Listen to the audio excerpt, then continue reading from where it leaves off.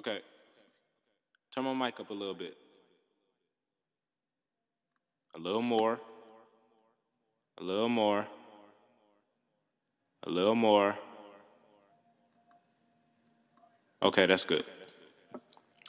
Good evening. I'm in the studio at the moment. I just wanted to come to you all and inform you about some of the upcoming projects that I'll be featured on. First, let's talk about my projects. Well, at this time, I'm currently working on material for The Architect of My Thoughts. That project is in the works right now, and it should be finished by the summer of this year. We aiming at around June or July, around those months. Also, I'm working on another project at the time called Savage Season. Both of those projects, Architect of My Thoughts and Savage Season, both of those are my projects, actually. They are very dope, very innovative and worth listening to. Believe me, they are.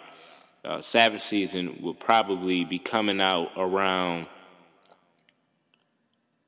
I say maybe third quarter of next year, 2011. So be on the lookout for that. But we're definitely going to hit you with The Architect of My Thoughts this year. Also, I want to give a shout out to Chris Saint. He's got some dope records coming for his projects also. Stay tuned for that Forever remix. That's going to be cold. So Drake, Wayne, Kanye, or whoever else was on that song, y'all better move over because, we about to take over that joint. We about to show y'all how real MCs do it. Also, I want to give a shout out to my boy Dex.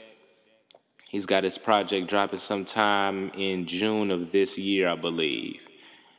Oh, and I can't forget Rail Cash. He's also got his solo projects coming.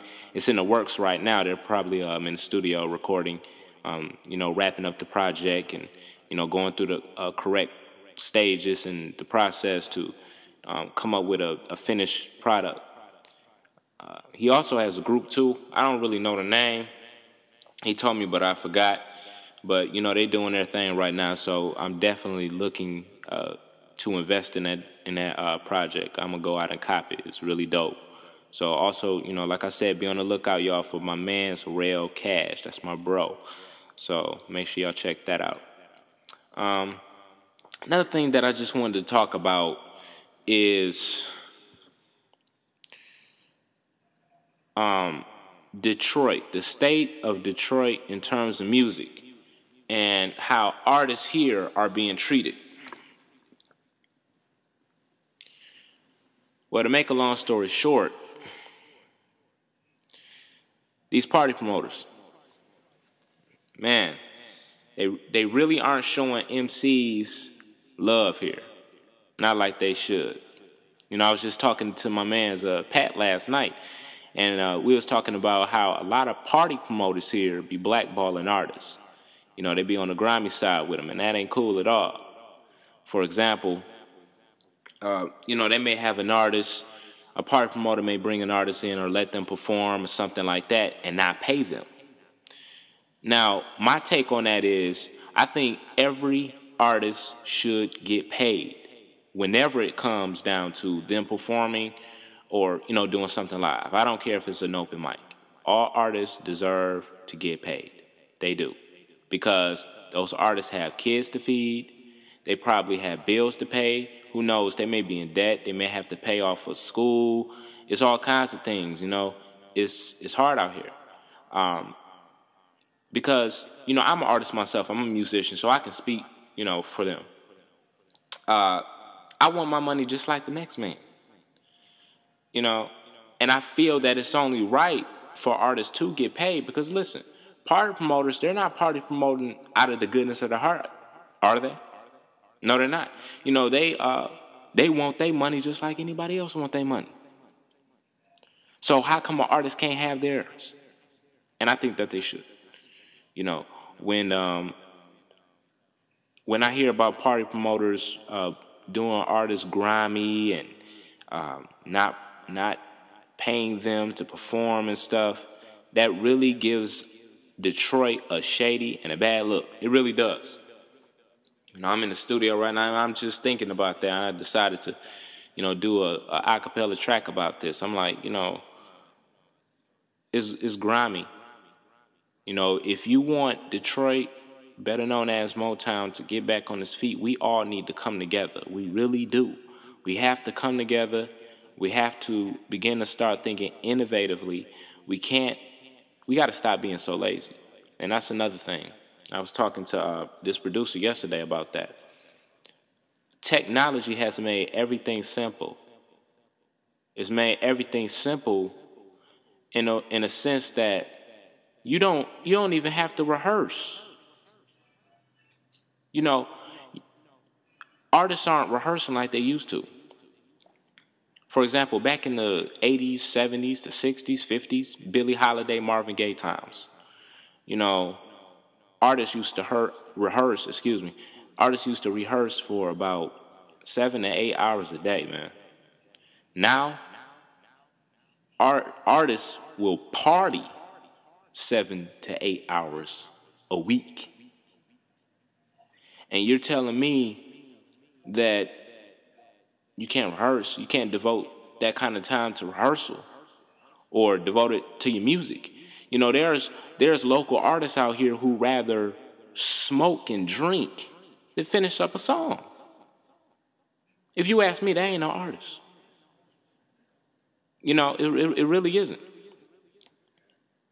See, me, I devote a lot of time to my writing, studying music, listening to beats, making beats, writing, trying to come up with something dope. And I do. I can attest to that. But back to the subject at hand. We got to stop being so lazy as artists here. Because honestly, the industry does not take Detroit seriously at all. They really don't. They see us as a bunch of clowns, people who's just killing each other off. And yes, the music here, I hear a lot most of the time, 95% of the time, is straight trash, it's garbage, horrible. I hate to see our own city not have our own swag. We have an identity crisis here. We sound like Atlanta. This is 2010. It's time for us to really mesh and mold into our own sound and our own style, once and for all. What price are you willing to pay to be different? Is it going to be a huge price? Oh, yeah, it is. It's not going to come cheap at all. But, I've come in contact with artists who couldn't finish up a song because they rather smoke weed and drink than to work on their craft and finish up a record that needed to be recorded. Then they'll fall off for a little while. Next thing you know, you probably see these same cats that you was working with in the club, getting drunk. You approach them and be like, hey, man, I haven't seen you for a while. Where you been at? What studio you been recording at? Oh, man, I've just been, recording at some other places. Or, some lame excuse. Like, nah, man, whatever, dog. We don't need to be kicking it. You ain't serious about this music. A lot of these artists out here, man, y'all ain't hungry. Y'all just want the cash. And some of y'all trying to sound like Wayne. Or the other, the next artist that's on the radio popping. The mainstream, has, every year it seems like the mainstream has some kind of marketed machine that they use, some kind of robot.